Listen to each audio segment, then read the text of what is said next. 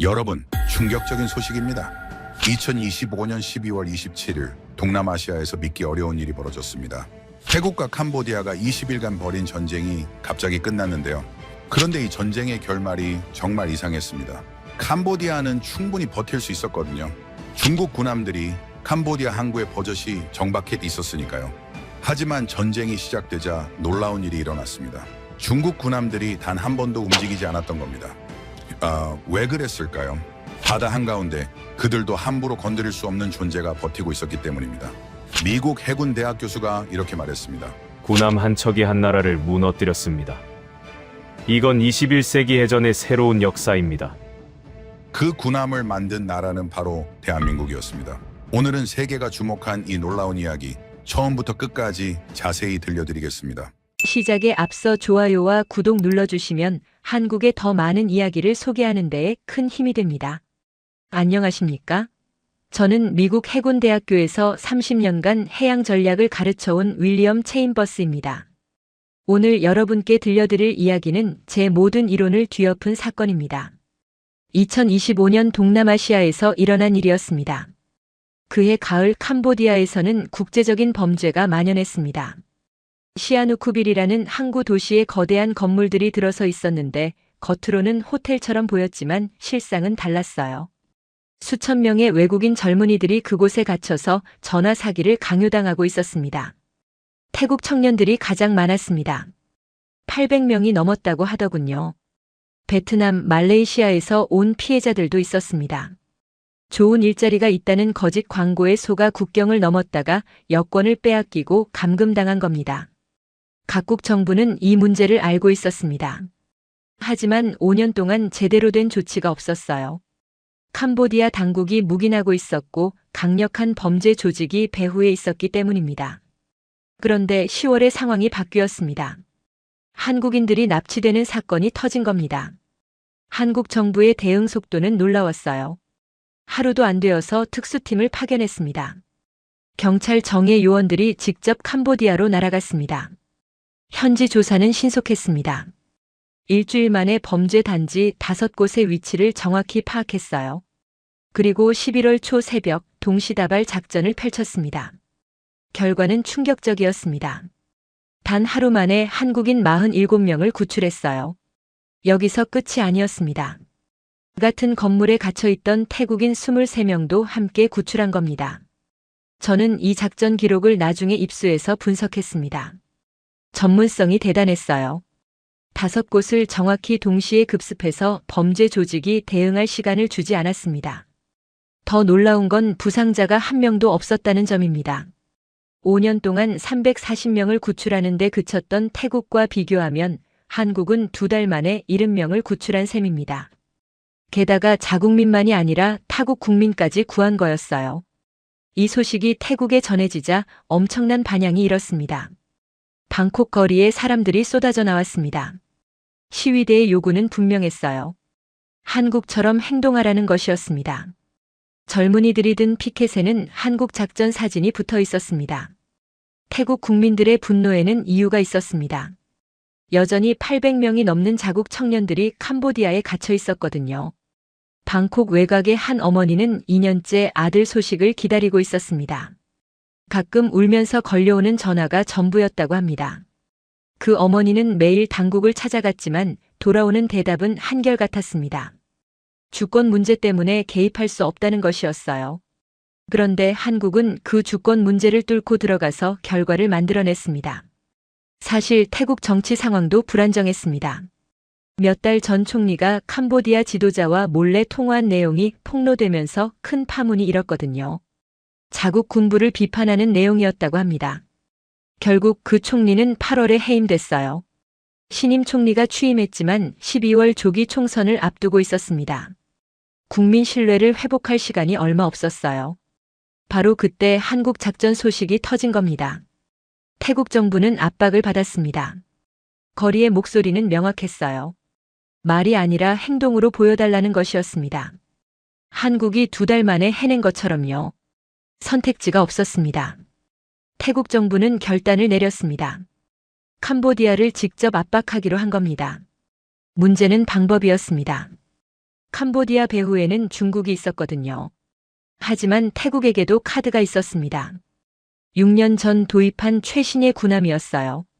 한 번도 실전에 투입된 적 없는 배였지만 동남아 최강의 전력이었습니다. 그리고 그 군함을 만든 나라가 대한민국이었습니다. 저는 이 일련의 과정을 지켜보면서 한국이라는 나라를 새롭게 보게 됐습니다. 5년간 방치된 문제를 2달 만에 해결하는 추진력, 국적을 가리지 않고 피해자를 구출하는 결단력, 그리고 약속을 지키는 신뢰성이었습니다. 이것이 앞으로 벌어질 놀라운 전쟁의 시작이었습니다. 캄보디아가 그렇게 자신만만할 수 있었던 데는 이유가 있었습니다. 남부 해안 리암이라는 곳에 오래된 해군 기지가 하나 있었어요. 1970년대부터 운영되던 초라한 시설이었습니다. 작은 부두 하나에 낡은 창고 몇 개가 전부였지요. 캄보디아 해군의 보잘것없는 현실을 그대로 보여주는 곳이었습니다. 그런데 2020년부터 이곳이 완전히 달라지기 시작했어요. 대규모 공사가 시작됐습니다. 5년에 걸친 거대한 프로젝트였어요. 현대식 부두가 건설되기 시작했고 대형 군함도 정박할 수 있는 규모였습니다. 탄약 저장 시설, 최신 통신 장비, 합동 훈련센터까지 들어섰어요. 심지어 잠수함 정비 시설까지 계획되어 있었습니다. 투입된 자금은 수억 달러였습니다. 캄보디아 국방 예산으로는 상상할 수 없는 규모였어요. 그 돈이 어디서 나왔는지는 명백했습니다. 베이징이었지요. 저는 워싱턴에서 이 공사를 주시하고 있었습니다. 위성 사진이 매주 업데이트됐어요. 정보 분석관들 사이에서는 캄보디아판 지부티라는 말이 돌았습니다. 중국 입장에서는 절호의 기회였거든요. 동남아시아 심장부에 자국 해군력을 투사할 거점을 확보하는 셈이었습니다. 남중국해에서 말라카 해협으로 이어지는 핵심 항로의 발판을 마련한 거였어요. 캄보디아 입장에서도 나쁘지 않은 거래였습니다. 돈 한 푼 들이지 않고 최첨단 해군 기지를 얻을 수 있었으니까요. 하지만 진짜 가치는 기지 자체가 아니었습니다. 그 기지에 머물게 될 손님들이었어요. 2023년 겨울부터 특별한 방문객들이 나타나기 시작했습니다. 중국 인민해방군 해군 소속 군함들이었어요. 길이 89m, 배수량 1300톤급의 현대식 함정들이었습니다. 첫 번째로 들어온 건 회색 도색의 날렵한 함체를 가진 초계함이었어요.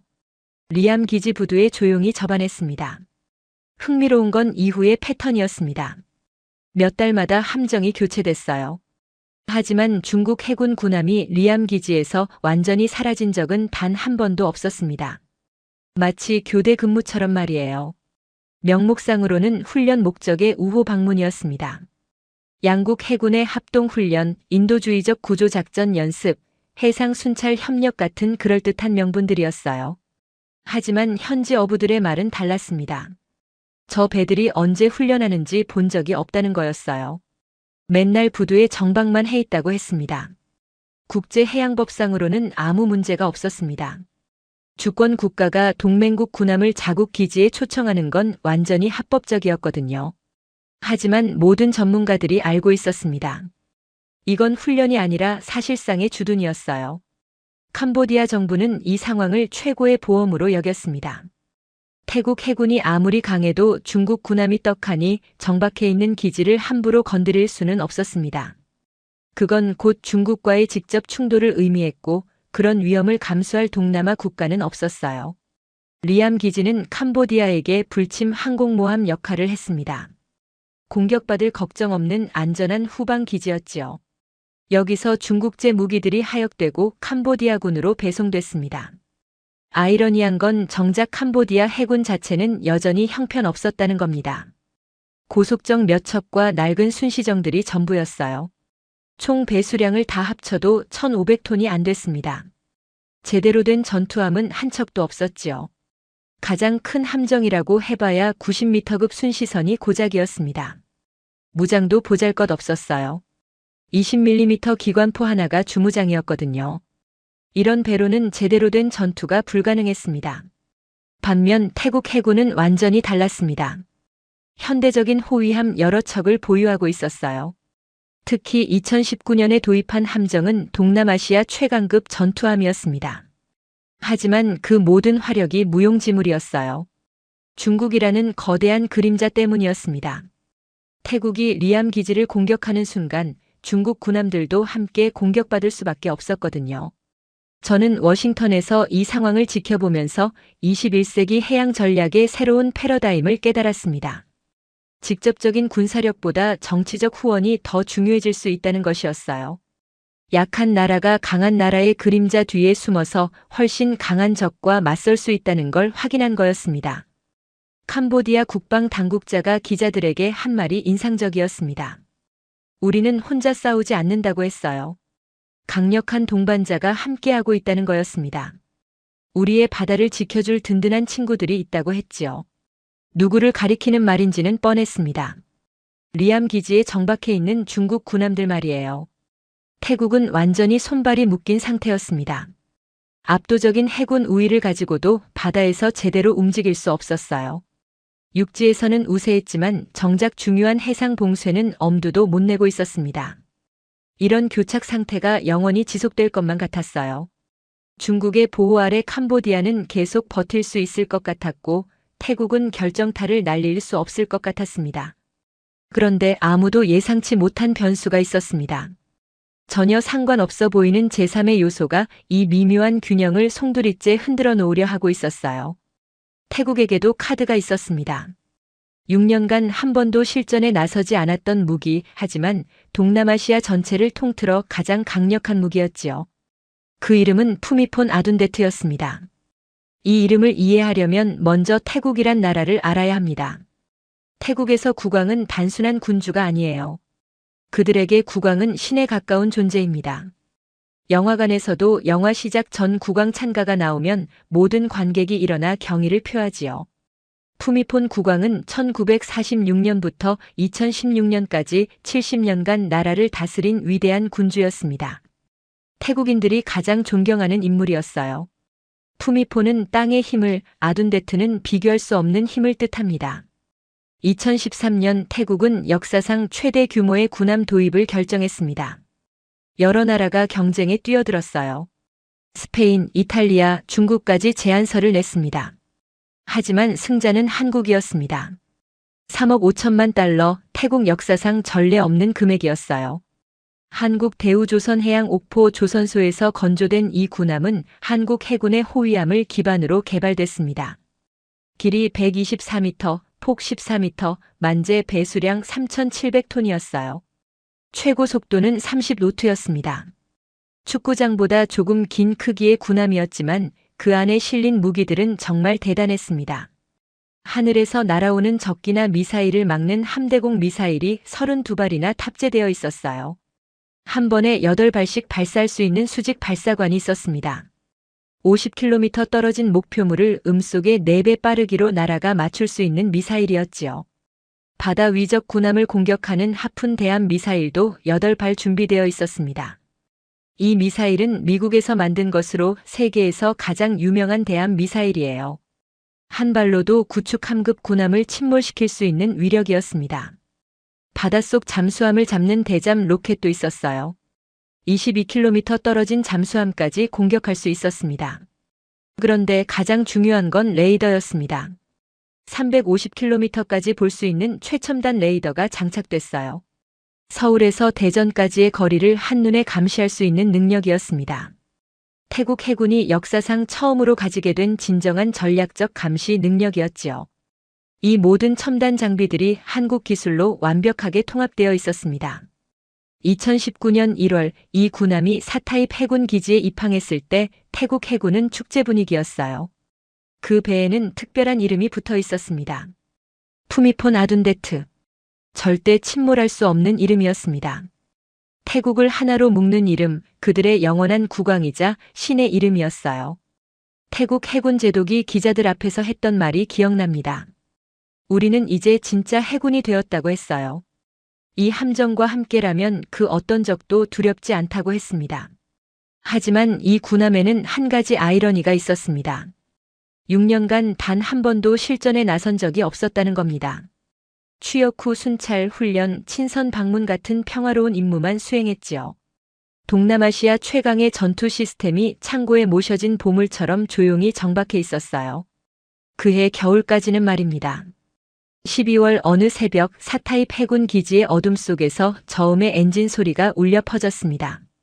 푸미폰 아둔데트가 드디어 움직이기 시작한 거예요. 기암으로 출항하는 푸미폰 아둔데트와 함께 태국 해군의 핵심 전력들이 총출동했습니다. 호위함 2척, 초계함 4척, 고속정 8척이었어요.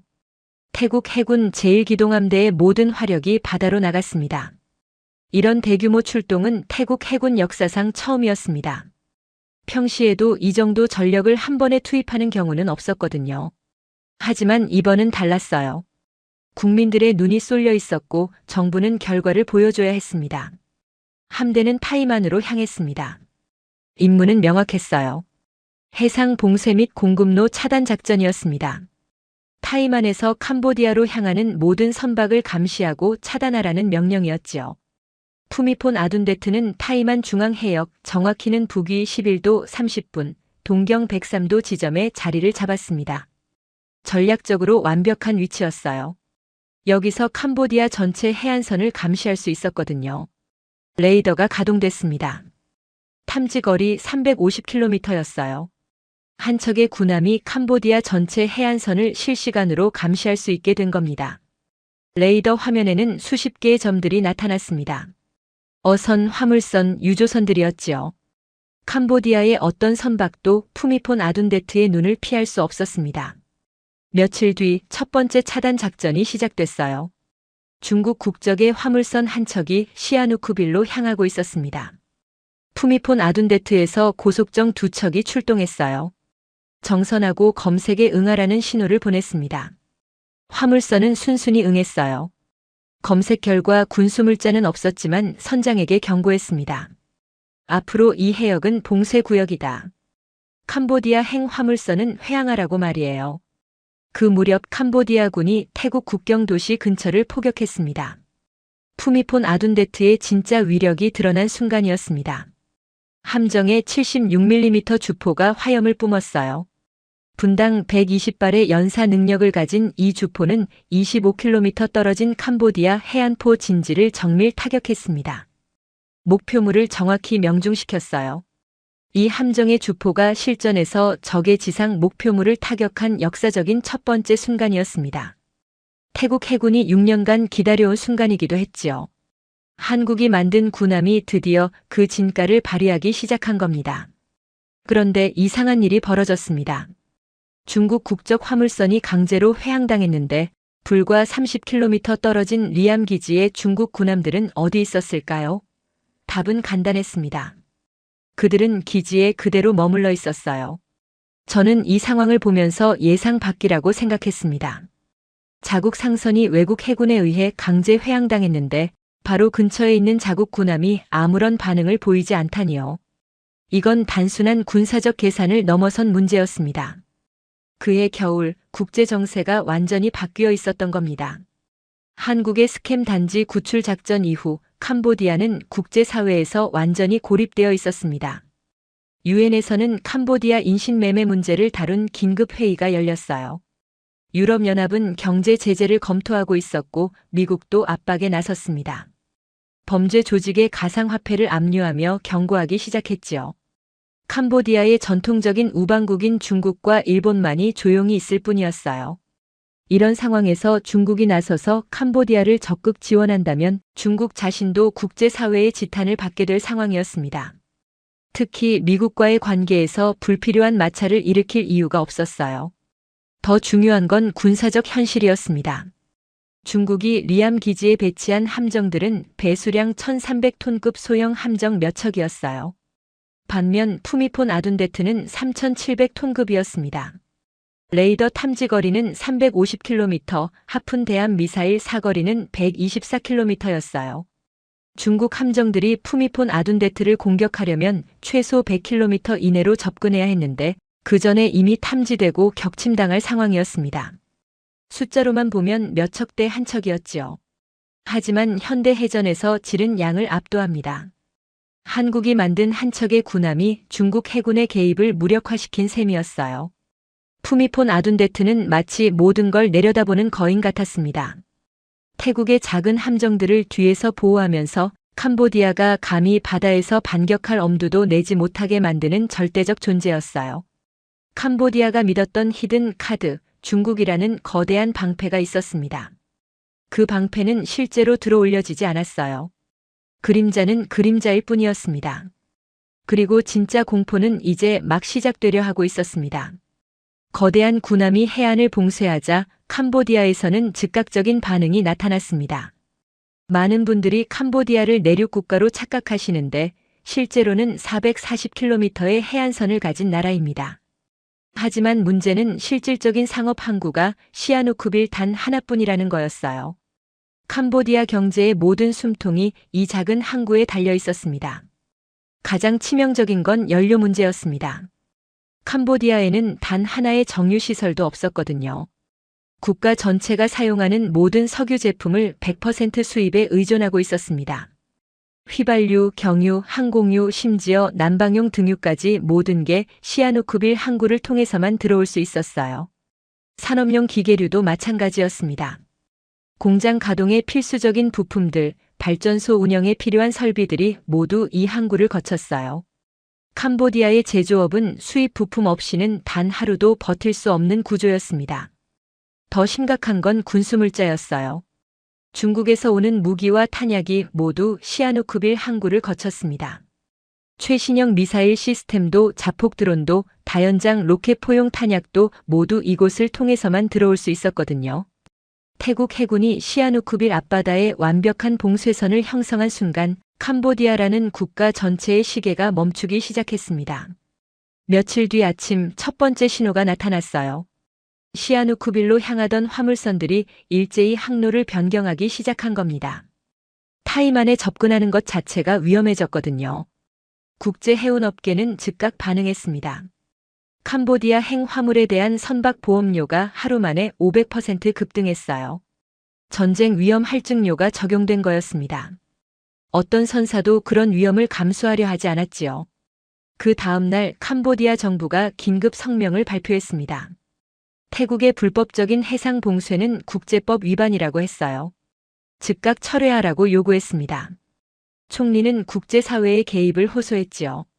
하지만 아무도 듣지 않았습니다. 유엔 안보리는 침묵했고 아세안도 중재에 나서지 않았어요. 이미 캄보디아는 스캠 단지 문제로 국제사회에서 완전히 고립된 상태였거든요. 며칠 뒤 오전 수도 푸놈펜 곳곳의 주유소에서 이상 현상이 나타나기 시작했습니다. 휘발유 가격이 급등한 거예요. 하루 만에 리터당 가격이 30% 올랐습니다. 소식을 들은 시민들이 주유소 앞에 줄을 서기 시작했어요. 공황 상태였습니다. 사람들이 연료통을 들고 나와 기름을 사재기하기 시작했거든요. 주유소마다 1인당 20리터 한정이라는 안내문이 붙었지만 소용없었습니다. 이틀 뒤 캄보디아 육군 지휘부에 긴급 보고서가 올라갔습니다. 현재 연료 비축량으로 전면전 지속 가능 기간은 극도로 제한적이라는 내용이었어요. 현지 정보원들의 추산은 충격적이었습니다. 최대한 아껴도 2주에서 3주가 고작이었습니다. 더욱 씁쓸한 현실이 기다리고 있었습니다. 캄보디아군 무기고에는 중국제 최신 장비들이 산더미처럼 쌓여 있었거든요. 최신형 방공 시스템, 다연장 로켓포, 자폭 드론 수백 대, 대전차 미사일까지 있었습니다. 한국제 폭탄에 파괴된 방공 레이더도 새 것으로 교체되어 있었어요. 하지만 그 값비싼 무기들이 하나씩 침묵하기 시작했습니다. 방공 레이더는 전력 부족으로 가동을 중단했어요. 로켓포는 연료 없이는 발사 위치로 이동조차 불가능했습니다. 자폭 드론들은 충전소 발전기가 멈춰서면서 배터리가 바닥났어요. 중국이 공들여 보내준 무기들이 순식간에 고철 덩어리로 전락한 겁니다. 그때부터 캄보디아 전체가 서서히 멈춰서기 시작했습니다. 군부터 마비됐습니다. 헬리콥터 출동 횟수가 급격히 줄었어요. 연료 절약 때문이었지요. 육군 기갑부대는 아예 훈련을 포기했습니다. 중국제 장갑차들이 기지에 박혀서 움직이지 못했거든요. 푸놈펜 외곽의 한 군부대에서는 장교가 민간 주유소 줄에 서 있는 모습이 목격됐습니다. 군용 연료통을 들고 말이에요. 민간 부문은 더욱 참혹했습니다. 시아누쿠빌 항구에서 2,000명의 하역 노동자들이 거리로 쏟아져 나왔습니다. 들어오는 배가 없으니 일거리도 사라진 거였어요. 빈 항구에는 갈매기들만 날아다녔습니다. 푸놈펜 시내는 아수라장이 됐어요. 시내의 툭툭과 택시들이 하나둘 운행을 중단했습니다. 기름값이 폭등해서 운행 자체를 포기한 거였어요. 전력 공급마저 흔들리기 시작했습니다. 화력 발전 소용 중유 재고가 바닥을 드러내면서 순환 정전이 시작된 거예요. 에어컨이 꺼진 정부 청사에서 공무원들이 부채질을 하며 일하는 모습이 목격됐습니다. 캄보디아 정부 내부에도 균열이 생겼습니다. 부총리가 비공개 강요 회의에서 터뜨린 발언은 충격적이었어요. 이대로 가면 나라 자체가 멈춰버린다고 했습니다. 현실을 직시해야 한다고 했지요. 경제부의 긴급 분석 보고서는 더욱 절망적이었습니다. 해상 봉쇄가 지속되면 일주일 내에 국가 경제가 완전히 마비될 것이라는 결론이었어요. 마침내 캄보디아가 백기를 들었습니다. 외교부가 비밀 채널로 태국에 보낸 메시지는 단 한 줄이었습니다. 휴전 협상 의사가 있다는 내용이었어요. 사흘간 하급 군사 회담이 열렸습니다. 양측 참모들이 국경지대의 한 회의실에 모였어요. 회담 분위기는 처음부터 일방적이었습니다. 캄보디아 측 대표들의 얼굴에는 지친 기색이 역력했어요. 태국 측은 요구사항을 하나씩 제시했습니다. 즉각적인 휴전, 모든 군사 행동 중단, 영공 침범 금지였어요. 포로 18명을 72시간 내에 송환하라는 조건도 있었습니다. 그리고 가장 중요한 조건이 하나 더 있었습니다. 스캠 단지 공동 대응이었어요. 캄보디아 영토 내 모든 범죄 조직 시설을 양국이 합동으로 소탕한다는 내용이었습니다. 아세안 감시단이 이 과정을 지켜보게 되어 있었지요. 캄보디아 측은 거의 모든 조건을 받아들였습니다. 선택의 여지가 없었거든요. 그해 겨울 마지막 날 정오, 태국과 캄보디아 국경의 한 검문소에서 양국 국방장관이 악수를 나눴습니다. 휴전협정 서명식이었어요. 20일간의 전쟁이 끝나는 순간이었습니다. 하지만 그 과정은 캄보디아의 일방적인 양보였습니다. 군함 단 한 척이 한 나라를 무릎 꿇린 겁니다. 전 세계 해군 전문가들이 이 전쟁에서 주목한 건 승부의 결과가 아니었어요. 완전히 예상을 뒤엎은 과정이었습니다. 워싱턴의 국방부에서 런던의 국방청에서 베이징의 군사위원회에서 모두가 같은 충격을 받고 있었습니다. 이런 일이 어떻게 가능했을까 하고 말이에요. 저 역시 30년간 해양 전략을 연구해온 사람으로서 당황했습니다. 모든 군사 이론이 예측한 시나리오와 정반대의 결과였거든요. 이론적으로는 캄보디아가 훨씬 더 오래 버틸 수 있어야 했습니다. 중국의 든든한 지원, 육상 보급로의 존재, 게릴라전으로의 전환 가능성까지 모든 조건이 최소 몇 달은 끌 것이라고 암시하고 있었거든요. 하지만 현실은 잔혹했습니다. 보름 만에 끝났어요. 그것도 일방적인 항복으로 말이지요. 이 전쟁을 분석하면서 저는 3가지 교훈을 도출했습니다. 첫째, 해군력의 비대칭성이었습니다. 푸미폰 아둔데트 한 척의 위력이 예상을 초월했거든요. 3,700톤 배수량의 함대공 미사일 32발, 하푼 미사일 8발, 350km 탐지 거리의 레이더까지 있었습니다. 이 한 척이 캄보디아 해군 전체를 완전히 무력화시켰어요. 현대 해전에서는 질이 양을 압도합니다. 아무리 많은 소형 함정이 있어도 첨단 호위함 한 척을 당해낼 수 없어요. 기술 격차가 물량의 차이를 무의미하게 만든 겁니다. 둘째, 그림자 억지력의 허상이었습니다. 캄보디아는 중국이라는 거대한 우산을 믿었습니다. 하지만 정작 비가 내리기 시작하자 그 우산은 펼쳐지지 않았어요. 억지력이 작동하려면 실제로 사용될 의지가 반드시 있어야 하거든요. 중국은 캄보디아를 위해 자국의 이익을 희생할 준비가 되어 있지 않았습니다. 형제는 형제를 구하러 오지 않았어요. 셋째가 가장 모두를 놀라게 한 지점이었습니다. 바로 한국 해양방산에 숨겨진 실력이었습니다. 솔직히 한국하면 대부분 민간 선박 제조에 뛰어난 나라로 생각하지요. 유조선, 컨테이너선, LNG 운반선으로 세계 1위인 조선 강국이라는 건 모두가 인정하는 사실입니다. 하지만 군함은 별개 문제라고 여겨졌거든요. 군함 건조는 민간 선박과는 완전히 다른 영역이니까요. 복잡한 무기 체계, 전자전 장비, 생존성 설계까지 단순히 조선 기술만으로는 해결할 수 없는 분야였습니다. 그런데 실제 해전에서 한국제 군함의 실전 성능을 목격하는 순간 모든 의구심이 사라졌습니다. 저는 조사를 해봤습니다. 흥미로운 사실들이 나왔어요. 많은 사람들이 몰랐던 사실이지만 한국제 군함을 채택하는 국가는 생각보다 훨씬 많았습니다. 가장 흥미로운 건 한국의 퇴역함을 주력함으로 사용하는 국가들이었습니다. 베트남이 대표적인 사례였어요. 한국 해군의 퇴역함을 넘겨받아 자국 해군의 주력함으로 운용하고 있었거든요. 이건 단순한 무기 거래가 아니었습니다. 한국 해군이 수십 년간 사용하던 함정을 베트남이 자국의 가장 중요한 전력으로 받아들인 거예요. 성능과 신뢰성을 확신하지 않으면 불가능한 결정이었습니다. 필리핀은 더욱 적극적이었습니다. 초계함, 고속정, 호위함까지 다양한 한국제 함정들을 운용하고 있었어요. 그리고 휴전협정 바로 하루 전에 5억 7천만 달러 규모의 호위함 2척을 추가 주문했습니다. 타이밍이 우연일 리 없었지요.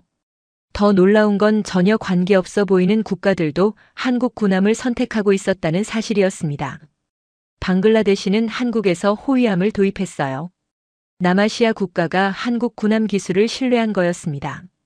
콜롬비아는 남미에서 한국제 함정을 운용하고 있었고, 이집트는 아프리카와 중동을 연결하는 전략적 위치에서 한국 군함을 채택했습니다. 왜 이런 일이 벌어진 걸까요? 답은 의외로 간단했습니다. 한국 방산업의 핵심 경쟁력은 최첨단 기술만이 아니었어요. 약속을 지킨다는 것이었습니다. 필리핀에 전투기를 판매했을 때가 좋은 예였습니다. 한국은 필리핀 측 요청에 따라 직접 페리 비행까지 해가며 납기일을 정확히 맞췄거든요. 완벽에 가까운 납기일 준수였습니다. 이것이 한국 방산업의 가장 큰 무기였어요. 다른 나라들은 어땠을까요? 프랑스는 계약 후 10년이 지나도 인도하지 못하는 경우가 있었습니다. 독일은 기술적 문제로 납기를 수년씩 미루곤 했어요. 러시아는 정치적 이유로 계약을 일방적으로 취소하는 경우도 있었지요. 하지만 한국은 달랐습니다. 약속한 날짜에 약속한 성능으로 약속한 가격에 정확히 인도했어요. 이 신뢰성이야말로 한국 군함이 전 세계로 퍼져나간 진짜 이유였습니다. 그런데 이번에 한 가지가 더 추가됐어요. 실전 검증이라는 도장이 찍힌 겁니다. 앞으로 동남아시아, 중동, 남미의 해군 참모들이 새 군함을 도입할 때 이렇게 말할 겁니다. 한국 군함 실전에서 검증됐다고 말이에요. 이번 사례를 분석하면서 저는 한 가지 불편한 진실과 마주해야 했습니다. 미국의 조선업은 쇠퇴하고 있습니다. 우리는 여전히 세계 최강의 해군을 보유하고 있어요. 항공모함 11척, 이지스함 수십 척, 핵잠수함 함대까지 종이 위 숫자만 보면 압도적입니다. 하지만 현실은 다릅니다. 이 전력을 유지하는 데 필요한 조선소와 도크가 턱없이 부족해요. 2차 대전 때 우리는 4년 만에 군함 6,000척을 건조했습니다. 지금은 구축함 한 척 건조하는데 7년이 걸려요. 숙련공들은 은퇴하고 있고 젊은 인력은 다른 분야로 갑니다. 함정 정비 대기 시간은 점점 길어지고 있어요. 냉정하게 말해서 우리는 가진 것을 제대로 관리하지 못하고 있습니다. 이런 상황에서 태평양 건너편을 바라보면 씁쓸해집니다. 한국은 세계 조선업의 40%를 점유하고 있습니다. 거제도와 울산의 조선소들은 24시간 가동되고 있어요. 숙련된 용접공과 엔지니어들이 넘쳐나지요. 그리고 이번 전쟁에서 그들이 만든 군함이 실전에서 제대로 작동한다는 게 증명됐습니다. 그래서 다음 해 미 해군은 결정을 내렸습니다. 한국의 함정 유지보수 정비 거점을 만들기로 한 거예요. 일부에서는 비판했습니다. 미국 군함을 외국에서 정비한다고 자존심 상하는 일이라는 거였지요. 저도 처음엔 그랬습니다. 하지만 냉정하게 생각해봤어요. 우리 해군이 태평양에서 작전을 수행하려면 정비받을 곳이 필요합니다. 본토까지 돌아가려면 몇 주가 걸려요. 그 시간 동안 함정은 작전에서 빠지는 겁니다. 반면 한국은 태평양 서쪽 끝에 있습니다. 세계 최고 수준의 조선 인프라를 갖추고 있고 70년 동맹국이기도 하지요. 우리가 가장 잘하는 건 전략과 작전입니다. 한국이 가장 잘하는 건 배를 만들고 고치는 거예요. 서로의 강점을 활용하는 게 현명한 거 아닐까요? 휴전 협정이 서명되던 그날 정오, 푸미폰 아둔데트는 여전히 타이만에서 순찰 중이었습니다. 저는 이 전쟁의 결말을 보면서 제가 30년간 가르쳐온 원칙을 다시 확인했습니다. 전쟁은 육지에서 벌어지지만 전쟁의 결말은 바다에서 결정됩니다. 캄보디아는 중국의 그림자를 믿었습니다. 하지만 그림자는 실체가 아니었어요. 진짜 힘은 타이만 한가운데 떠있던 3,700톤짜리 회색 군함이었습니다. 땅의 힘과 비교 불가의 힘이라는 이름을 가진 푸미폰 아둔데트라는 그 군함이었지요. 그 군함을 만든 건 한국이었습니다. 저는 한국 방산업의 미래가 밝다고 생각합니다. 하지만 그건 한국이 특별해서가 아닙니다. 그들이 기본에 충실하기 때문이에요. 약속한 시간에 약속한 품질로 약속한 가격에 납품하는 것 말입니다. 당연한 일 같지만 방산업계에서 이걸 지키는 나라는 생각보다 드뭅니다. 저는 미국인입니다. 미국 해군의 우위를 누구보다 바라는 사람이에요. 하지만 동시에 현실주의자이기도 합니다. 21세기 해양 질서는 미국 혼자 지킬 수 없어요. 동맹이 필요합니다. 그 동맹 중에서 한국만큼 조선 능력이 뛰어난 나라는 없습니다.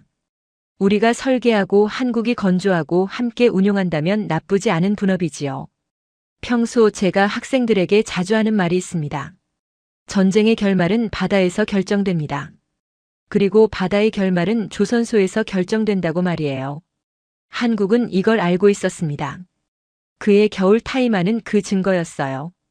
여러분, 오늘 들으신 이야기는 단순한 전쟁 이야기가 아닙니다. 한국 기술이 세계 무대에서 어떻게 인정받고 있는지를 보여주는 역사적 순간이었습니다. 군함 한 척이 한 나라를 무너뜨렸다는 사실, 그 군함을 만든 나라가 대한민국이라는 사실이 중요합니다. 이것이 바로 우리가 자랑스러워해야 할 대한민국의 저력입니다. 감사합니다. 오늘 사연은 여기까지입니다. 군함 한 척으로 전쟁을 끝낸 한국 기술 이야기 어떠셨나요? 사연의 주인공에게 응원의 댓글을 남겨주세요. 지금까지 감동정거장에서 사연 전해드렸습니다. 사연이 마음에 드셨다면 좋아요와 구독 부탁드립니다. 시청해주셔서 감사합니다.